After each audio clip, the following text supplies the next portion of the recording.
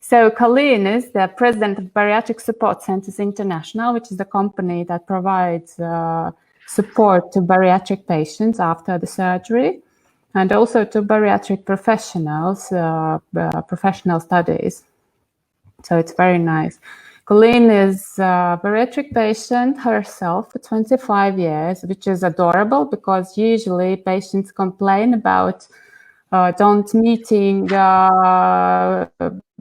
long-term bariatric patients in support groups, because I think that's the reason is they all feel good and they just continue living their lives happily and they're not interested to share anything. I think the first 2 to 5 years is the most active period where people are chatting and discussing everything and while they're learning, right?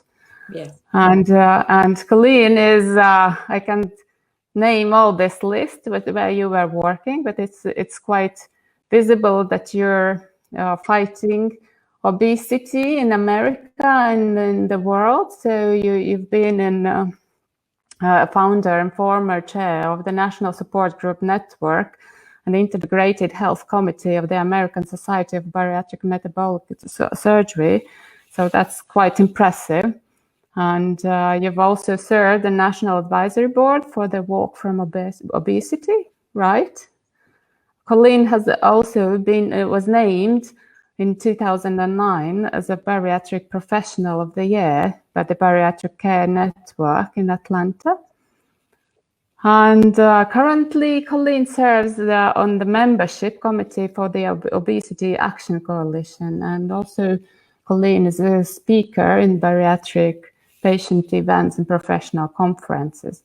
And Colleen is the author of the book, The Success Habits of Weight Loss Surgery Patients. This is workbook and also educational program, which we'll be speaking about this also later a bit.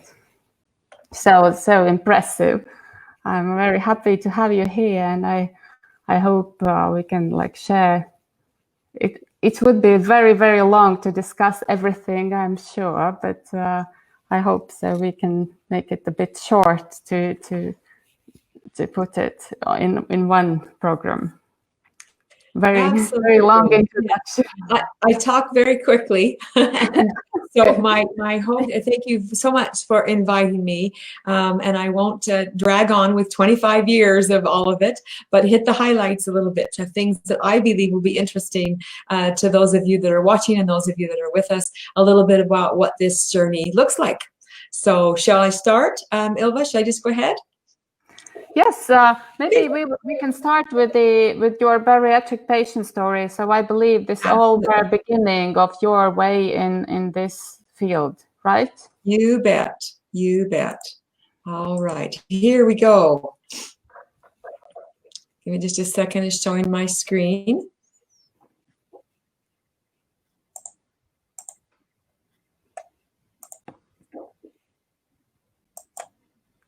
You let me know when you can see the screen. Yep.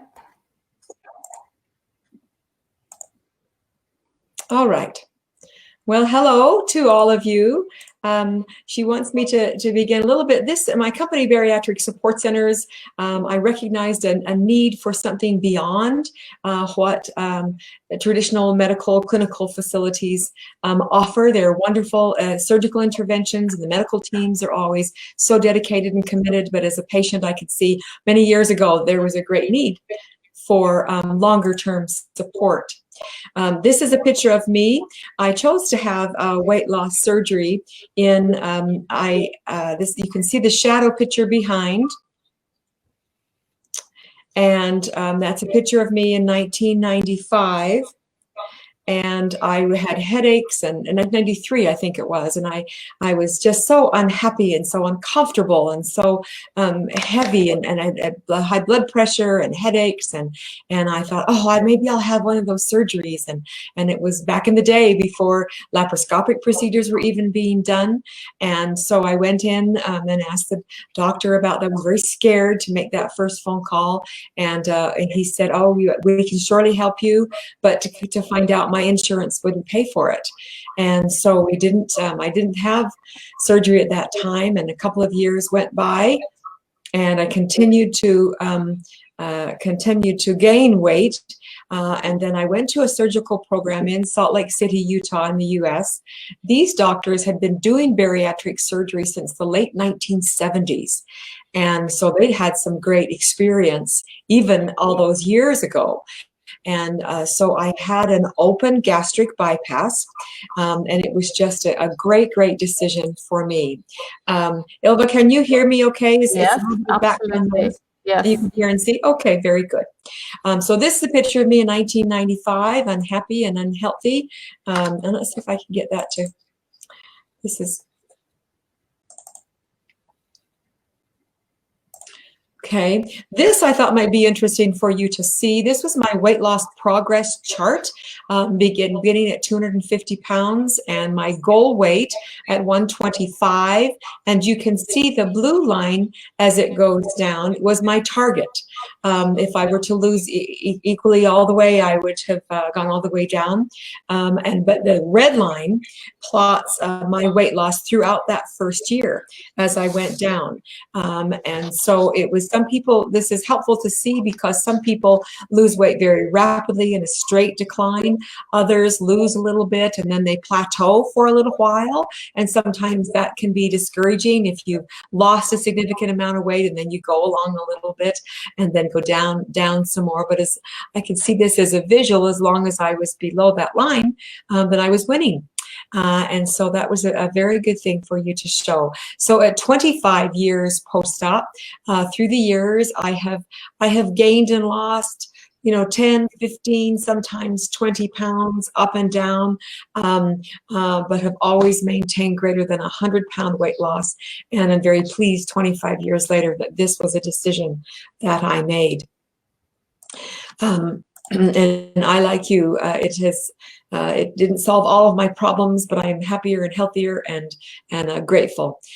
So I had surgery in 1995 and lost 125 pounds and started working with the bariatric program where I'd had surgery. They had 27 support groups or 24 support groups in 7 different states that were beginning from all of these years of having bariatric surgery. And so I started working with long-term patients, and it was wonderful to see patients that were out there so many years that were doing well. And then some of them were not doing so well. Some had regained weight, some had regained significant weight. And I thought, well, that doesn't make a lot of sense to me because they had the very same procedure, the very same doctors, the very same support network. Why was it, I wondered, why some were doing so very well and others were regaining weight? And so I started a survey back in 1998 with this population of over 7,000 bariatric patients to identify the most successful and to find out what they were doing right. Rather than investigate those that were struggling, I wanted to find out what the good positive habits were. This is an unprecedented study that is still quoted today and used in the bariatric programs throughout the world. The study was published in the Obesity Surgery Journal, and from this initial study, I was able to identify very specific habits that the most successful patients had in common. And from that, I selected, the 6 key principles that are now known as the success habits of weight loss surgery patients. Now, each of the habits has a value statement, lessons, activities, challenges, research from Stanford University Medical Center about these principles, and stories and insights from long-term patients from all over the world. So this has been my life's work, quite honestly.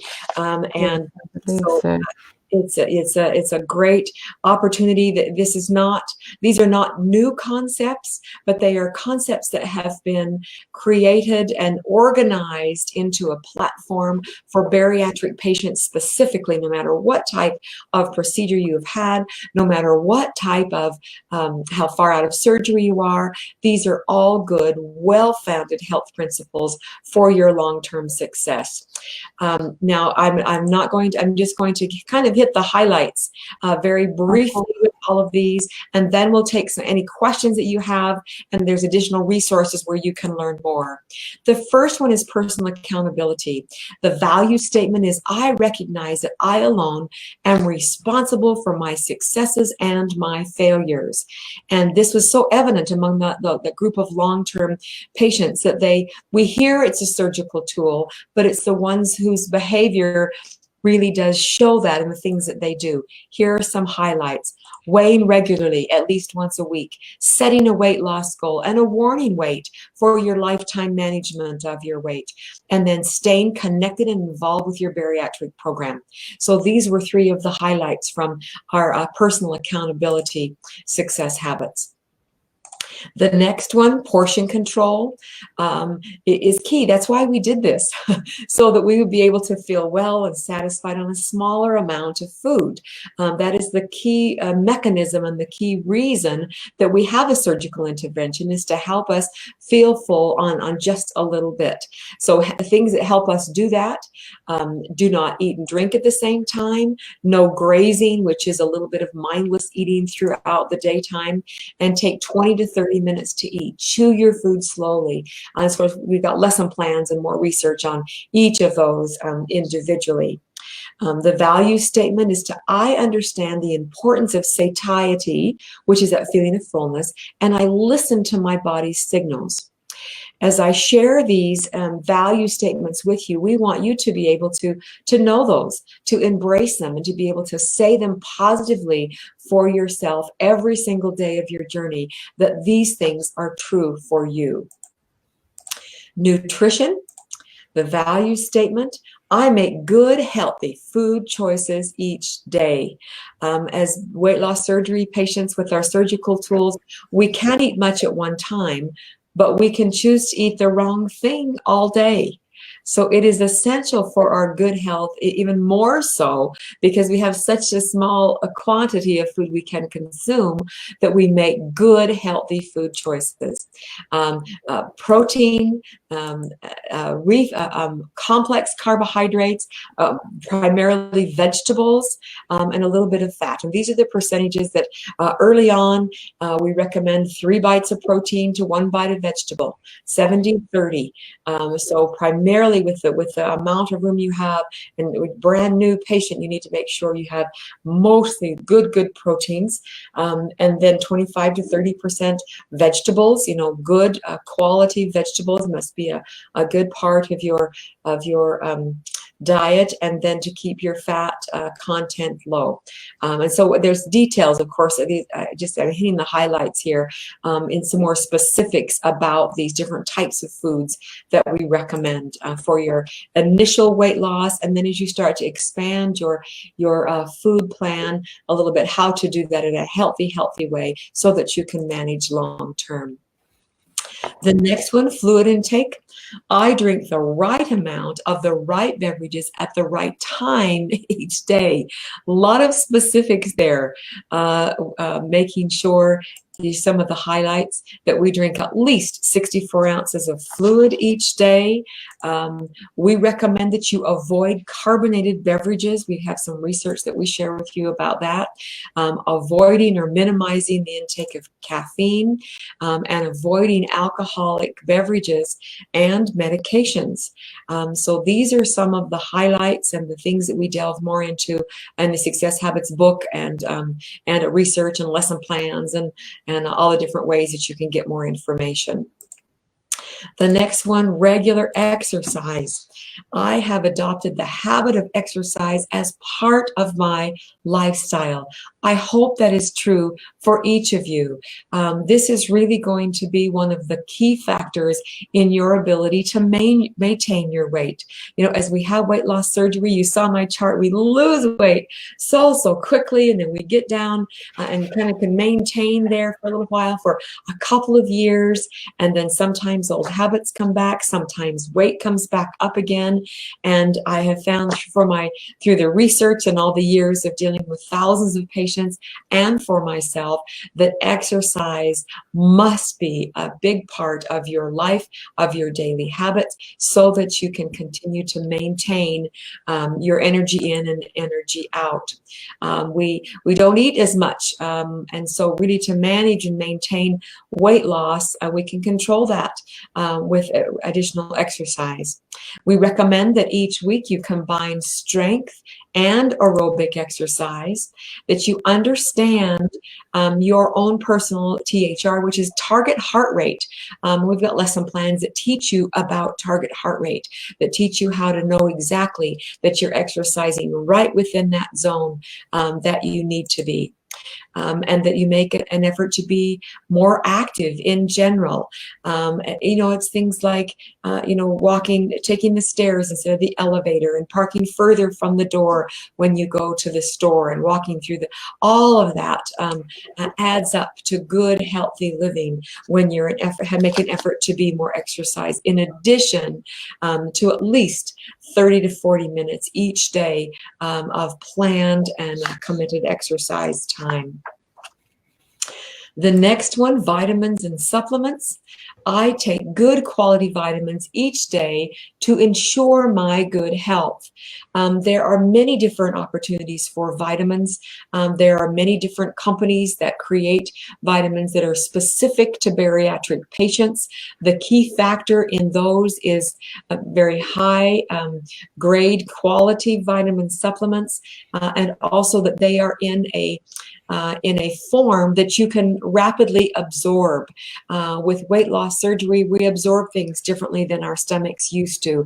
And so to take an inexpensive generic vitamin of some sort, you may not be getting all that you need in the quality that you needed, and it might not be absorbing properly. So I encourage you to make a commitment to seek out and find some high quality multivitamins.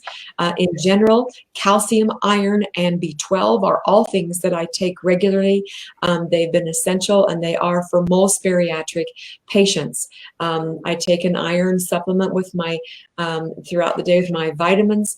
I take, in fact, with my vitamins, I use a drink because and I always have. That's been my very best plan, that it's a powder that I put in my water, so I know that it is absorbing. I'm getting it thoroughly all the way through my body, and it helps me get my fluid in every day. So I kind of kill two birds, two habits with one behavior. But you do need a quality multivitamin. Calcium is important to make sure you get the right kind of calcium, iron, and then B12. I do injections for myself each month for my B12. And then recommend that as years go by, that you make a personal commitment to regularly have your blood work done and report it back to your bariatric program. Sometimes we find that primary care physicians and other medical professionals don't really understand what we need in the long term, or what tests that we're looking for. And so I just encourage you and applaud your weight loss program for having programs for you to stay connected throughout your lifetime. So whether you have them do your blood work or tell you what they want you to do, follow through with that, understand for yourself, and go to primary care physicians and have it regularly done and report those findings. First, come to understand them yourself, what's happening, and then report them to your bariatric program to make sure that you're good and healthy, because any sort of deficiencies that we see long-term with bariatric patients can easily be remedied by a good regime of taking vitamins and supplements and paying close attention and having blood work done each week. So that is a very high-level view of the success habits. Let me just go back through them. Personal accountability. And as we go through this, my hope is that you will say these to yourself, okay? So personal accountability, I hope these statements are true for you.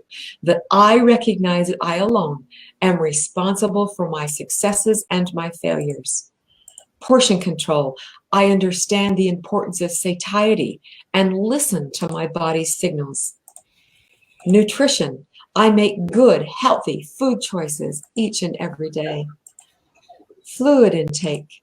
I drink the right amount of the right beverages at the right time each day.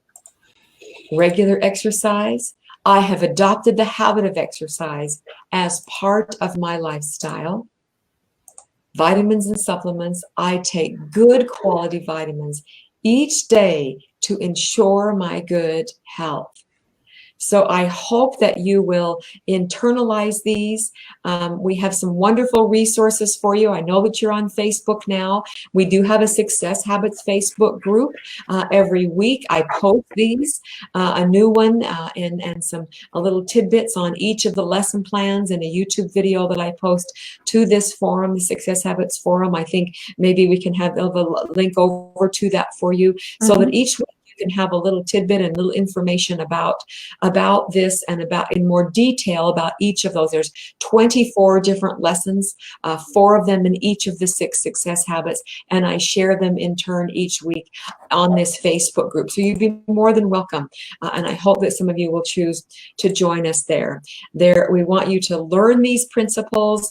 There is nothing better than recognizing what long-term successful patients are doing and do what they did, because it's a very specific science to do certain things and to avoid other things to make sure that you too can be successful long-term. The book, I'm just going to briefly about this.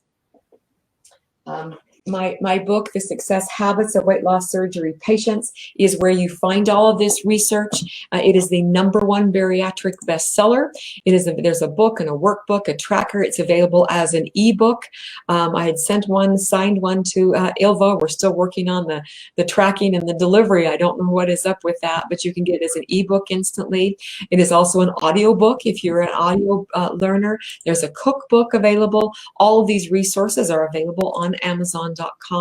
And then we have different e-learning modules that are available and online e-learning. Some of them are free. There's research modules. We have quite a few things that are available free for patients, as well as the one that you can go through our e-learning series of the Success Habits series #1. So all of these things are available for you, and it's been my privilege to just kind of give you a quick overview, and I do hope that you have some questions for me today, and that I'm an open book. I'm happy to answer anything that you would like about my personal journey or what I have learned throughout this time.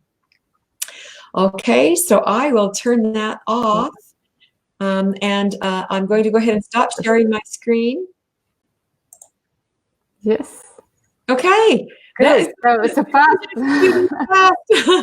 So fast. Good. Let's have some questions, shall we? There is lots of information there, and I will continue doing some short videos about all issues too, because to make it easier accessible to my people, so not to go around. So I'm following also your programs, and I find it very helpful. Just the other thing is for people to really learn to think that way. So I think that's a hard job with the head. And how did you manage after your surgery? Was it easy for you to switch to another lifestyle? How many years did it take for you to switch your thinking about your food, about your lifestyle, about who you are? Because many people still, during their losing the weight, they see in the mirror they're still big. So it's a psychological issue. It is, absolutely. At first, I wasn't frightened to have surgery until I was actually being rolled in, and then I got a little scary, and it felt strange after surgery. It's such a surprise for sure that I could eat this much and be so full. So that took some getting used to.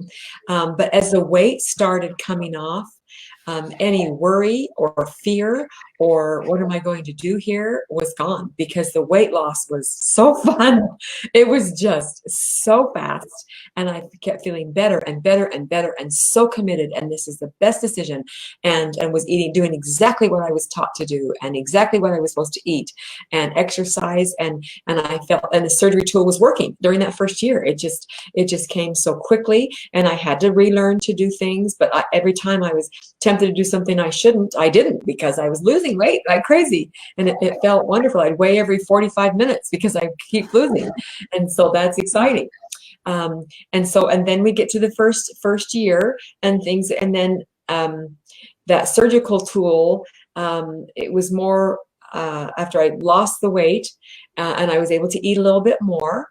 Then things started to change a little bit, because I got down to a good weight, and then I started feeling like I could do whatever I wanted, and I started doing some things, and then I would gain a little bit, and then that would scare me, and then I would go back. And so through those first few years, after the first couple of years, awesome. And you can see, folks, that on our bariatric e-learning, there's a couple of free sessions. One is called the clues, the top 5 clues that your weight loss honeymoon is over. So there's an article that's free. So go watch that and get the handout. That's a good one. And so all the things that happen to us as things change. And then, but what I've come to through the years, I just turned 60 this year, and maybe it's part of my age and my time of life. Maybe it's because I've been in bariatric surgery for so long, that I have learned to, I see food differently. I don't see a sandwich. I clearly see a carbohydrate, a vegetable, and a protein. So I look at food differently. I have never been one to drink carbonation or alcohol, so that's not been an issue. The success habits have been such an internal part of my life that anytime I see my weighing regularly is going to serve you always. And you can tell from your clothes, and lots of different ways to tell how you're doing with your weight. But to be able to go back to those basic habits, and I know exactly, on a good day, I own all of them. But some days, not so much. Some days, this one's off there, that one's off there. But at least I know where I am with them, so that's important. And I've learned more about how my body feels when I eat certain food. And that would be a key thing I would leave with you, is that to pay attention to what your body's telling you. You'll know when to drink more. You'll know when you're more thirsty. You'll know when you eat something that maybe you shouldn't. Sugar and white flour are a huge problem for me. Oftentimes, I don't feel right. So if we learn to listen to our bodies, the commitment to live a good bariatric lifestyle will take your lifetime. And you need to be mindful and engaged every single day with these success habits, and with what you're doing and how your body's responding and where your weight is at. Yes, and I think also many people struggle with the fear when they do the bariatric surgery. So they're already feeling fear from failure. So how can you manage this in your head? This is also something many people struggle with. Yes. We find some people, and what a great question. We find that some people don't tell people they're having surgery because they're afraid, because they've been on a million diets, and somebody's going to say, oh yeah, and so there's this little voice that says, am I going to be the only one in the world to screw this up? I've messed up everything before. And all of those old, awful thoughts come back into our minds. And it is so very important to reach out to a counselor, to your support groups, to your professionals like Ilva and the team, maybe a bariatric coach that can talk through with you some of this old thinking about all of the failures that you have had. Because with the surgical tool, it will make a huge difference, but you still need to eat the right thing and do the right thing. People can gain their weight back, even with weight loss surgery, over a long period of time. But if there are some things, some addictions to food that you have had, some ways you have used food in the past, for comfort, for friendship, for all of those things need to be worked out mentally, because as you know, they didn't do surgery on our brains. They did surgery on our stomachs. Yes. And we need to work through those things with the proper professionals and by staying connected and mindful and focused and engaged in the bariatric life. Yeah, I think that's the big issue actually, because the society is used to use food for socializing. So all family gatherings, all parties, all birthday parties, everything is about food. So often we do not do anything else. We just gather, sit down at the tables and start eating and drinking. And if the party is going on for 7 hours till the late night, so it can be like terrifying actually. So Yeah. then there is this other thing also when people doing the surgery, so they are scared about the socializing problem, that they're not able afterwards to go out with their friends to the bar, to the restaurant, or to visit people, because it's kind to try all types of foods that are served. So I have to speak also with people sometimes that you do not have to try everything. So that's not your problem. So they can serve it. So you do not have to eat everything. So this is a big issue, that the food is socializing. You know, I had a surgeon early on. I heard him talk to us all about that our enjoyment of food and those kinds of things is not as much about actually eating the food as it is preparing the food, the nice display, seeing it, smelling it, being with the people. And we can do all of that without actually eating it. Yes. But Or it's if very you're going to a part, I mean, that you don't have to, nobody's watching. Well, they're going to watch you for a while. They're going to watch and see what you eat and how you eat. And trust me, it's been hard to work with bariatric surgeons my whole life, because it's like when you're eating and, oh, that's too much. Oh, you had a little piece of cake. So you have to, but life can be very, very normal. And, but recognize the enjoyment of some of those social things have nothing to do with actually eating the food. And if some of them are very nice food, if you do potluck kinds of things, then you bring something that you love to eat that's so good for you. You be the one to bring that and to make sure that you do that, and that there's something there for you to drink and something there for you to eat that you can be good with. So you can enjoy, those kinds of things for sure. Yeah. The other thing I'd say is that, I mean, you can, what if you had a piece of birthday cake? Might make you sick, but sometimes you'll still make that choice. You'll decide, it's my birthday, or this is happening, or that's happening. We reward ourselves with food, and that desire is not going to go away. So what if you do? What if you go to a birthday party and you have a glass of wine and you have a little piece of a really high calorie something or other dessert? Do that. Don't carry any guilt about it. It just ruins the pleasure of it all.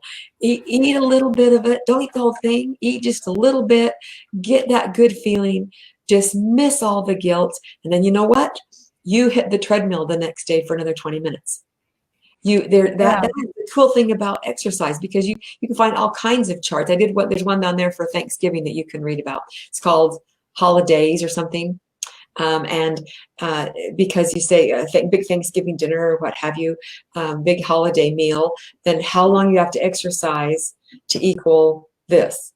If you're going to have mashed potatoes and gravy, you need to exercise this much.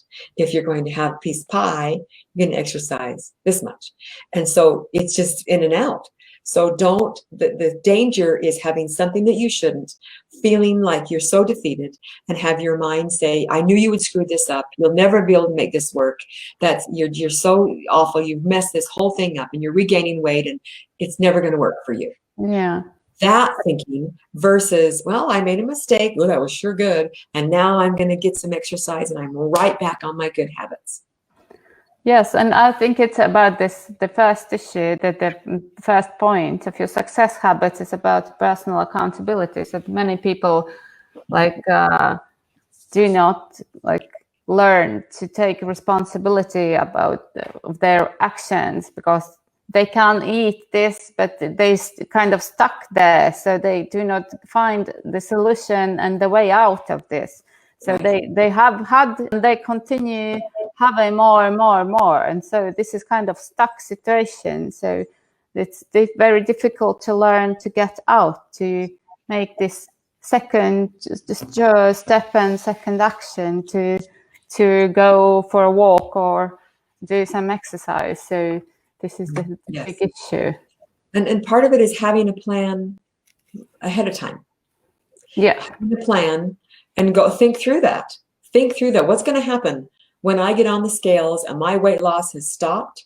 What is going to happen in your mind when it goes up 5 pounds? What is going to happen when you go for 2 months and don't weigh and don't know where you are? And all of a sudden it's like, you know, so having a plan for what you're going to do. And another key thing that's in one of our lessons is to engage the support group network around you, your family, your spouse, your work associates, because if you don't step up and say, this is my decision, I've had weight loss surgery, this is my commitment to how I'm going to eat from now on, and this is the way I need you to support me. Because if you don't outline that, you're going to change, and they're going to change, and your relationships all around you will change. And that's the hard thing for some. And so when all that changes, then it's important to have that conversation with people that are around you that support you. People love us with food, don't they? You know, that people love us with food. And so it's going to be hard for them to not do that. And or for a mom to see that you're eating this much. Oh, you've got to have more than that. You know, especially moms. It's our responsibility to have that conversation with our relationships, those we have relationships with, to say, I need you to do this, because if you don't engage them in supporting the way you've chosen to change, all they know is to continue to support you in being the same. That's big. So when you say, you know what, I'm not going to have any more sugar. I'm done with this. You've got to tell people, say, you know what, I don't eat that. It's not good for me. And so then you can say, when you see me doing this, or when you see me not doing that, please say something to me. Say, Colleen, remember that commitment that you had to yourself. Remember what you were going to do, and to be a support. So be prepared and engage other people to help keep you on track. And so I think it takes quite long time sometimes to prepare for the surgery, to people to find this support in family, because I believe not always all surrounding people are like very excited and approval and positive about the decision to have the surgery. So many people have to fight for their decision to get their rights to have the surgery. So this is also very important thing, to have this support system in the family and people around. So wonderful. I can see the people are just listening and not asking the questions. We're a bit late on Facebook, so but I think it's good. So the video stays there, and I will post also some links down under the video on Facebook with those free modules for bariatric patients that you can learn from Bariatric Support Centers International. So I think you will find them very valuable and very interesting. And I will keep making my videos also here on the group, just to remind all the time. I'm sure mostly everyone knows what these habits are and what they have to do. So the thing is to remind and to stick to these habits all the time, and to really think and change these habits. So, right?